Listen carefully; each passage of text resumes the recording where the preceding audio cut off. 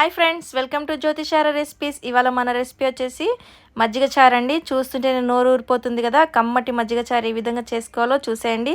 500 గ్రాములు పెరుగు తీసుకోవాలి, గడ్డ పెరుగు. అలాగే ఒక ఉల్లిపాయ, 4-5 పచ్చిమిరపకాయలు, కొద్దిగా కరివేపాకు, అలాగే కొద్దిగా కొత్తిమీర, 2 ఎండుమిరపకాయలు ఈ విధంగా తరిగి ఉంచుకోవాలి.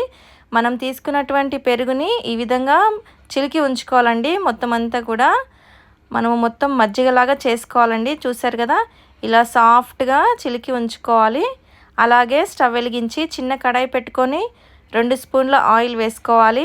ఆయిల్ హీట్ అయ్యాక మనం పోపు పెట్టుకోవాలండి. కొద్దిగా జీలకర్ర ఆవాలు, అలాగే 2-3 ఎండుమిరపకాయలు ఈ విధంగా చిదుముకొని వేసుకోవాలి. తరిగి ఉంచుకున్న ఉల్లిపాయలు, పచ్చిమిరపకాయలు, అలాగే కరివేపాకు వేసి వేయించుకోవాలి.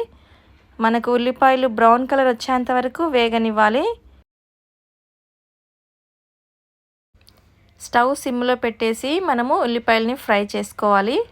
చూసారు కదా, ఈ విధంగా ఉల్లిపాయలు బ్రౌన్ కలర్ వచ్చేంత వరకు ఫ్రై చేసుకోవాలి. ఆ తర్వాత ఒక 1/2 స్పూను పసుపు వేసుకోవాలి. పసుపు వేసుకొని మరొకసారి కలిపి, అలాగే కొత్తిమీర వేసుకోవాలి కడిగి.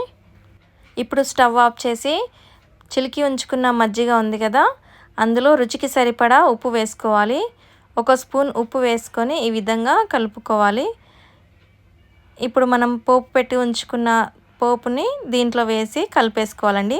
చూసారు కదా, ఇంతే. చాలా సింపుల్గా ఈజీగా చేసేసుకోవచ్చండి. ఎవరైనా సరే, వంట రాని వాళ్ళు కూడా ఈజీగా చేసుకునే ప్రాసెస్ అండి.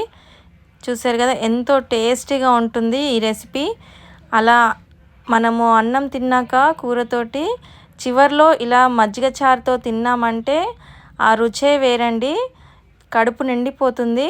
చూసారు కదా, ఎంతో టేస్టీ మజ్జిగ చారు. మీరు కూడా తప్పకుండా ట్రై చేయండి. లైక్ చేయండి, షేర్ చేయండి. మా ఛానల్ని సబ్స్క్రైబ్ చేసుకోండి. మీరు ఎంత తొందరగా సబ్స్క్రైబ్ చేసుకుంటే మా రెసిపీస్ మీకు అంత ఫాస్ట్గా రీచ్ అవుతాయి. Thank you friends for watching this video.